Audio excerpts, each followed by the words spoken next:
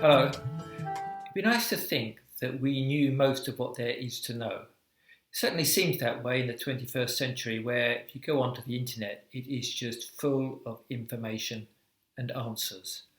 And it's almost as if it's been the culmination of centuries of quest to understand the world we live in, that we seem to have accumulated an enormous amount of answers. But I think we are still only a small way along the way of dealing with the great unknown with which we find ourselves to be in.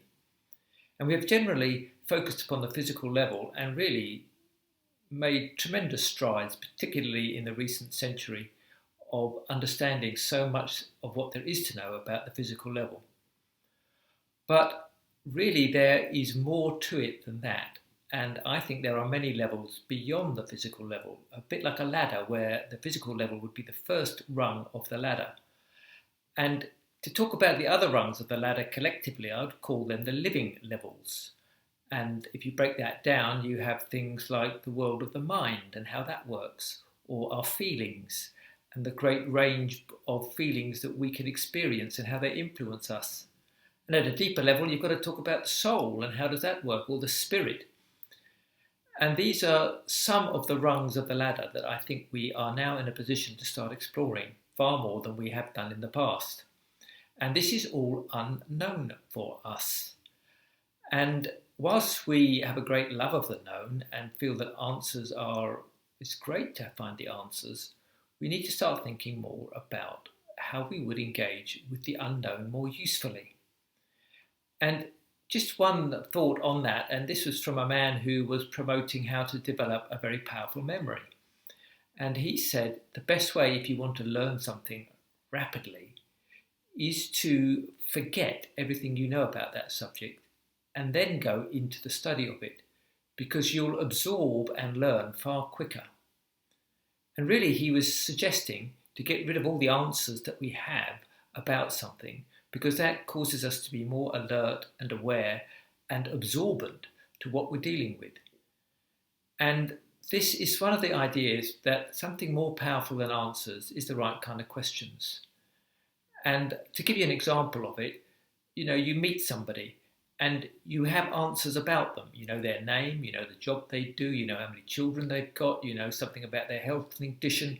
And generally, these are the things that rise in you when you meet someone, and that is how you then proceed in dealing with them.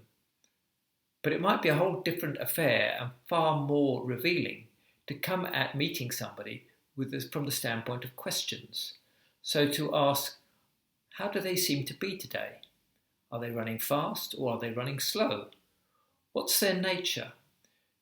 And, for example, you can do this thing where you take a snapshot of them, just look at them, blink, get that picture of them, and say, what was a striking feature about what I've just seen? Is there something there that tells me something about how they are today? So this is how questions can give us far more appreciation about what we're dealing with, and we're starting to explore the unknown of that person rather than what we know about them. And the unknown of a person changes every day, because really a person is not the same today as they were yesterday.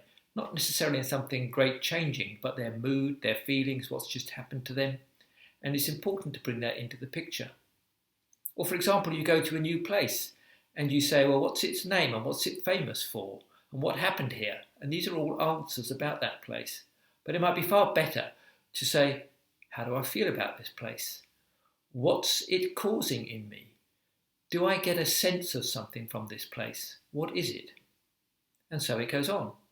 Or you might look at a flower in the garden, and you can go on to Google and get all sorts of information about that flower in the garden. But it might be far more revealing to ask, how does this flower make me feel? What if I had to live with it for a week? What would it cause in me? What's the sense of it? Does it have a nature? How good is it for the human being? What do I sense about how close I want that flower to me? Because some plants are good for people and others ought to be kept in a way at a distance. So as a human race, having done so well in exploring the physical world and coming up with answers, we now need to realize that we're standing on the threshold of many other levels to existence that we can now start to explore. And the best way to explore the unknown of something is using questions. Because at a more esoteric level, by asking questions, you allow something to come into you that might help answer it and give you a better perception of the true state of affairs of what you're dealing with.